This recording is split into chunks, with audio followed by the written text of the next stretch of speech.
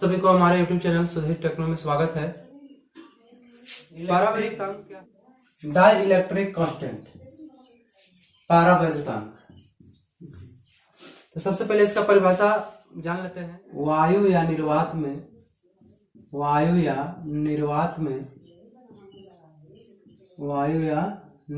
में आर दूरी पर स्थित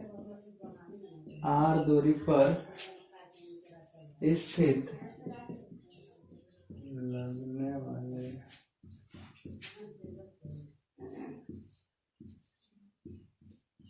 बल के अनुपात को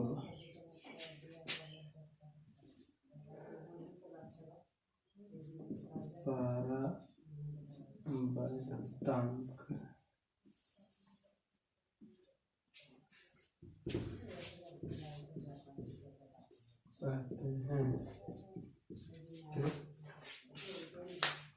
परिभाषा लिख दिए।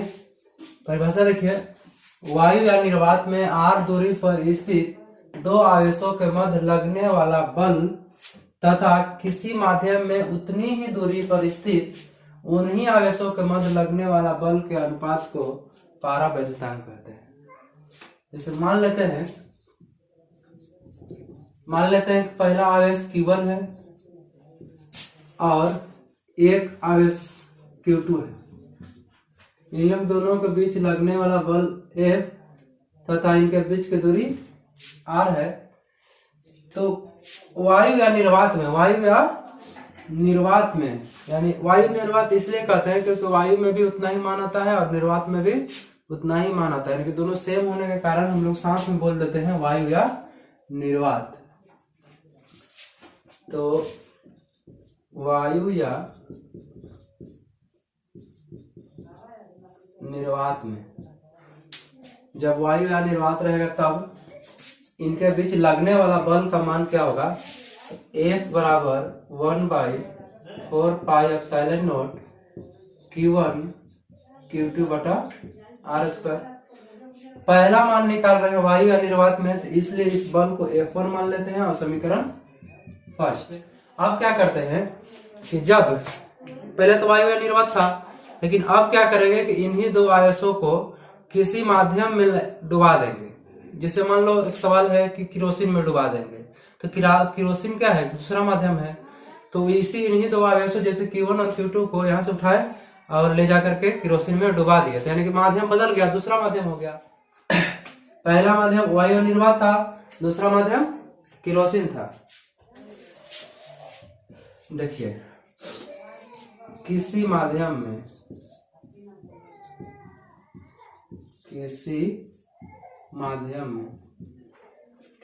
वो माध्यम किरोसिन ही नहीं, कोई भी माध्यम हो सकता है, ठीक है। इसमें बल क्या मान लेते हैं? F2 है। इसमें बल F2 लगेगा, तो फॉर्मूला वही रहेगा 1/4 pi epsilon not into Q1 Q2 बटा R स्क्वायर। और जो बल है कोई माध्यम है तो उसका परावैद्युतांक मान लेते हैं, उसका नियतांक मान लेते हैं कि K है। तो अगर मान लो कि इन दोनों माध्यमों को कहाँ डुबा देते हैं? दूसरे माध्यम में ले जाते हैं। दूसरा माध्यम कुछ भी हो सकता है, पानी होगा, किरोसिन होगा, पारा होगा, कुछ भी हो सकता है। तो मान लेते हैं कोई भी माध्यम होगा तो उसके बीच लगने वाला बल क्या है? F2 है, 1/4 पाई एप्सिलॉन नॉट। और उस माध्यम का जो नियतांक मानते हैं वो K है, Q1 Q2 बटा R स्क्वायर। इसको मान लिया समीकरण सेकंड। अब क्या करेंगे कि समीकरण फर्स्ट में सेकंड से भाग दे देंगे। समीकरण फर्स्ट में सेकंड से भाग देने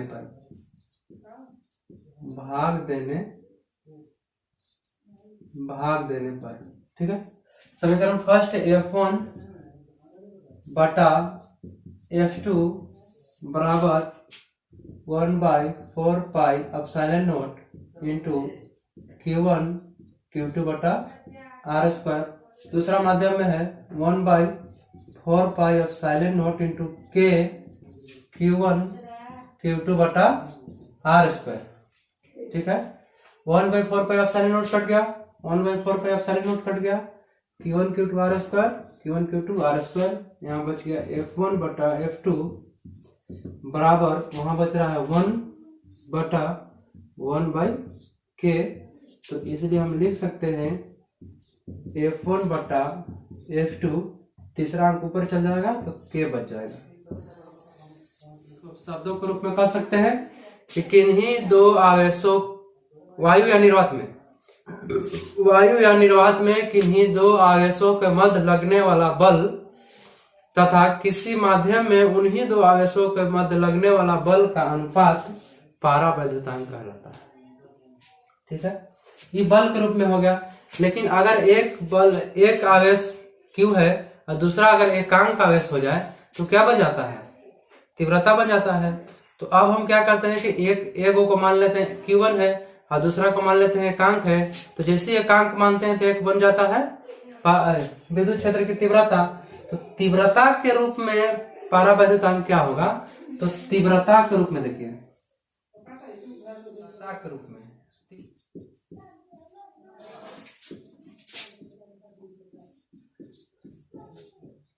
तीव्रता के रूप में तीव्रता को ई से सूचित करते हैं। तो तीव्रता के रूप में आपको आ जाएगा E1 बटा E2 बराबर k। अगर तीव्रता के रूप में अगर हम उसका परिभाषा जानना चाहें शब्दों के रूप में क्या होगा, तो कह सकते हैं पहला आवेश Q तथा दूसरा एकांक आवेश हो, वायु या निर्वात में उनके बीच की तीव्रता तथा उन्हीं दो आवेश यानी कि एक आवेश Q और दूसरा एकांक आवेश उनके बीच की तीव्रता के अनुपात को पारावैद्युतांक कहते हैं। ठीक है, कर लीजिए। चलिए अगला पॉइंट है विद्युत, हिंदी में हम लोग बोलेंगे विद्युत द्विध्रुव आघूर्ण, इंग्लिश में बोलेंगे इलेक्ट्रिक डाइपोल मूवमेंट। तो इसको पढ़ने से पहले हम द्विध्रुव आघूर्ण जान लेते हैं कि द्विध्रुव क्या है। तो मान लो कोई आवेशित वस्तु है, इस एक Q है प्लस चार्ज का और दूसरा कोई वस्तु है यह भी Q आवेश है लेकिन माइनस चार्ज का है। तो जब दो वस्तु या फिर जब दो आवेश एक ही परिमाण का हो परंतु उनका आवेश अलग अलग हो तो यही क्या कहलाता है? द्विध्रुव कहलाता है। ठीक है, तो द्विध्रुव आघूर्ण क्या है? तो द्विध्रुव आघूर्ण एक लिख दो, जब दो समान आवेश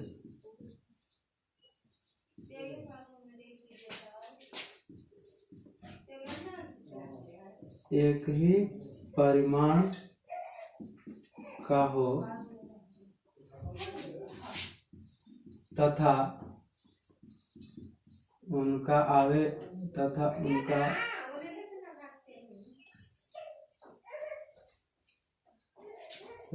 आवेश अलग अलग हो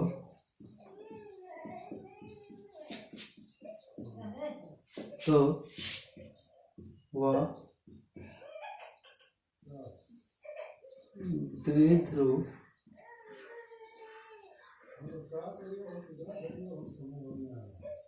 कहलाता है। हो गया? जब दो समान आवेश हो, परिमाण में समान हो लेकिन उनका आवेश अलग अलग हो तो क्या कहलाता है? द्विध्रुव कहलाता है। ठीक है, अब हम क्या करते हैं कि मान लेते हैं कि इन लोग दोनों के बीच की दूरी कितना है? 2a है। इनके बीच की दूरी 2 है और इन लोग के बीच का जो मिडिल पॉइंट होता है वो 0 होता है। मिडिल पॉइंट 0 होता है, इसलिए यहां से यहां तक का दूरी a हो जाएगा और यहां से यहां तक का दूरी a हो जाएगा। ठीक है, दो समान आवेश एक ही परिमाण का हो तथा उनका आवेश अलग अलग हो तो वह द्विध्रुव कहलाता है। देखिए द्विध्रुव क्या है? एक मतलब बीजगणितीय रूप होता है द्विध्रुव का। तो द्विध्रुव को P द्वारा सूचित किया जाता है। द्विध्रुव आघूर्ण को आघूर्ण को P से सूचित करते हैं, P से सूचित करते हैं, द्विध्रुव आघूर्ण को P से सूचित करते हैं, इसलिए P बराबर होता है Q into 2A, Q into 2A। विद्युत द्विध्रुव आघूर्ण एक सदिश राशि है, विद्युत द्विध्रुव आघूर्ण एक सदिश राशि है।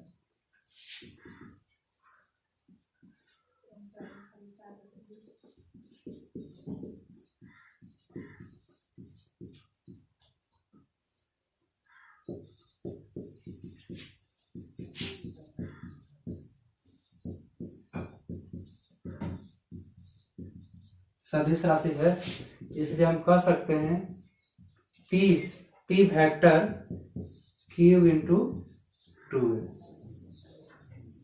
ठीक है, यही हो गया। देखिए, तो द्विध्रुव आघूर्ण को इस फार्मूला को कैसे शब्दों के रूप में बोलेंगे कि किन्हीं दो आवेशों में से एक आवेश, किन्हीं दो आवेशों में से एक आवेश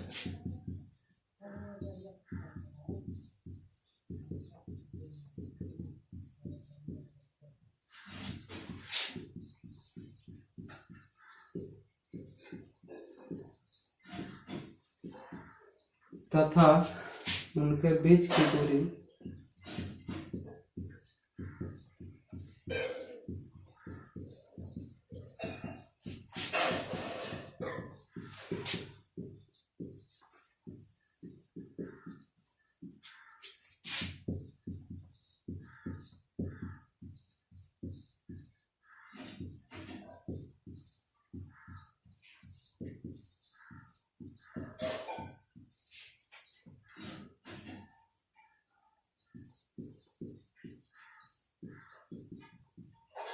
ठीक है। द्विध्रुव आघूर्ण किसे कहते हैं? तो किन्हीं दो आवेशों में से एक आवेश, क्यों हो गया? किन्हीं दो आवेशों में से एक आवेश तथा उनके बीच की दूरी के गुणनफल को विद्युत द्विध्रुव आघूर्ण कहते हैं। ठीक है, तो ये हो गया विद्युत द्विध्रुव आघूर्ण। द्विध्रुव किसे कहते हैं? समाप्त।